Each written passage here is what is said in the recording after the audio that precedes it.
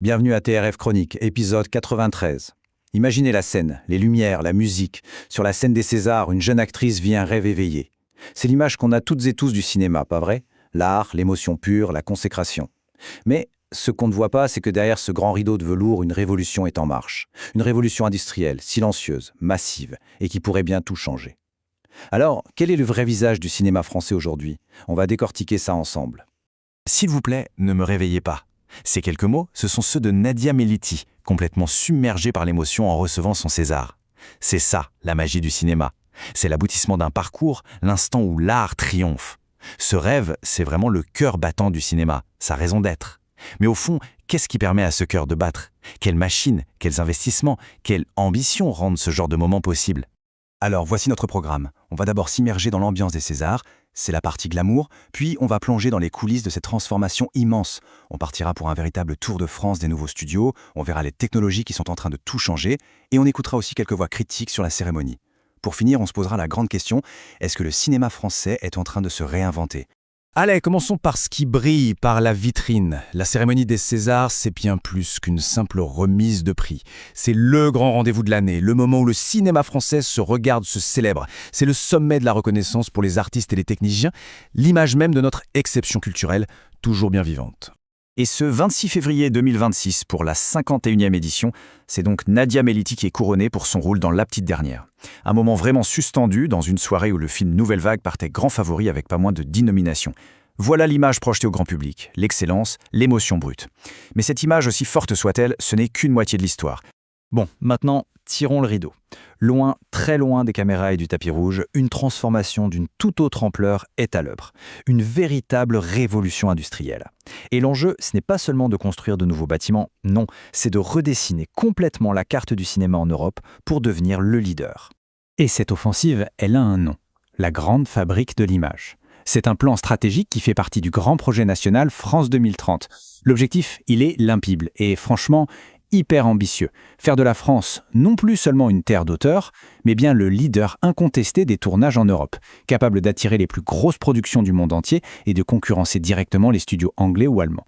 Et pour y arriver, on met les moyens. Regardez ce chiffre, 350 millions d'euros. Ce n'est pas juste une petite aide, c'est un signal extrêmement fort envoyé au reste du monde.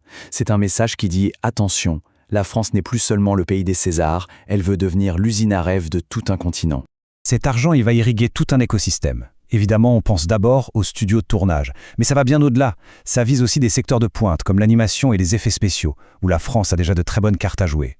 Ça inclut le jeu vidéo, parce que ces technologies se rapprochent de plus en plus de celles du cinéma. Et puis il y a un point qui est absolument essentiel, la formation, pour s'assurer qu'on aura les talents pour faire tourner toutes ces nouvelles machines. Pour vraiment saisir l'ampleur du changement, le mieux, c'est d'aller voir sur place. Alors je vous propose un petit tour de France de ces projets emblématiques qui sortent de terre en ce moment même et qui redessinent complètement le paysage de notre cinéma. Première étape, à seulement 40 km de Paris. Ici, le projet est tellement énorme qu'on l'appelle déjà le Hollywood français, rien que ça. Regardez-moi cette échelle. 51 hectares, c'est gigantesque. Mais le plus spectaculaire, ce sont les backlots, ces décors extérieurs permanents. Il y a déjà 1 kilomètre de façade haussmannienne, de vrais morceaux de Paris reconstitués. C'est tellement réaliste que ça a même servi pour la cérémonie d'ouverture des JO de Paris 2024. Et ce n'est que le début, puisque 12 plateaux de tournage intérieur arrivent à partir de mi-2026.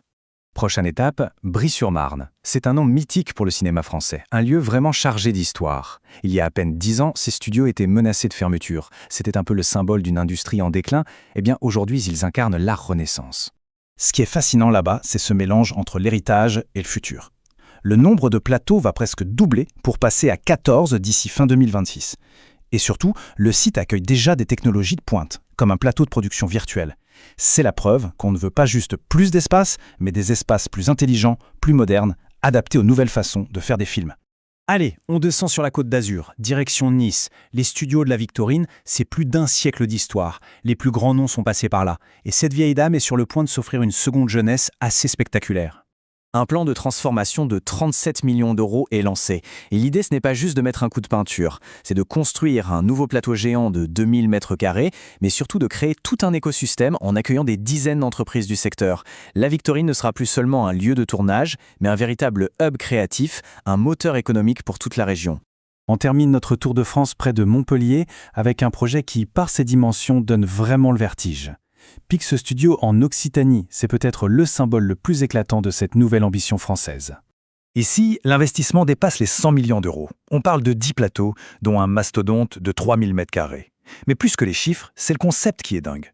Le projet inclut un campus de formation et des logements sur place. En gros, l'idée c'est de créer une sorte de mini-ville du cinéma, où une superproduction peut s'installer pendant des mois et avoir absolument tout sous la main. Mais attention, cette révolution, ce n'est pas juste une histoire de mètres carrés, de béton et d'acier. C'est aussi, et peut-être même surtout, une révolution technologique. La façon même dont on fabrique les films est en train de changer radicalement, là, sous nos yeux. La technologie qui bouleverse tout, ce sont les volumes LED.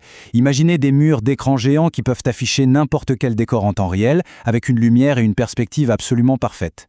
Fini les galères de météo, fini les déplacements qui coûtent une fortune. On peut tourner une scène à New York le matin et dans le désert l'après-midi sans jamais quitter le studio. C'est un gain de temps, d'argent et aussi, ce n'est pas négligeable, une empreinte carbone bien plus faible. Et la France investit massivement là-dedans pour ne pas rater le train. Mais voilà, pendant que la France est en train de bâtir les outils du cinéma de demain, comment est-ce qu'elle célèbre son cinéma d'aujourd'hui ? Pendant que cette formidable machine industrielle se met en marche, un regard bien plus critique, lui, se pose sur la grande vitrine, sur le rendez-vous annuel des Césars. Cette phrase, assez dure, elle est du journaliste Olivier Debrune. Pour lui, la cérémonie des Césars, ce n'est rien d'autre qu'un grand moment où le cinéma français se félicite lui-même. Une perspective qui jette une lumière, disons, un peu crue sur une industrie qui est pourtant en pleine effervescence.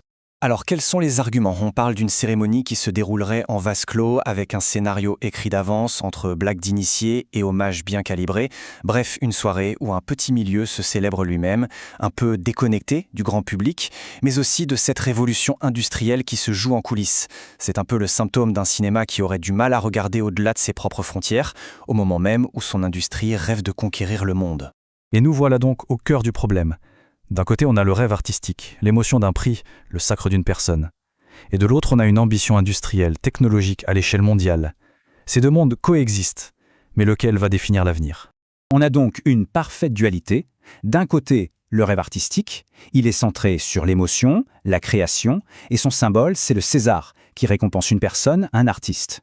De l'autre côté, l'ambition industrielle. Elle est axée sur l'investissement, la technologie, et elle est incarnée par la grande fabrique de l'image, avec cet objectif de devenir un Hollywood européen. Ce sont deux logiques, deux visions qui cohabitent aujourd'hui. Et ça nous laisse avec une question fondamentale pour l'avenir. Est-ce que cette nouvelle et immense puissance industrielle va nourrir et amplifier le rêve artistique en donnant plus de moyens aux créateurs, ou est-ce qu'elle risque, à terme, de formater un peu la création pour qu'elle réponde mieux aux exigences d'un marché mondial ? L'avenir du cinéma français se joue sans doute dans l'équilibre ou le déséquilibre entre ces deux forces, entre l'art et l'industrie.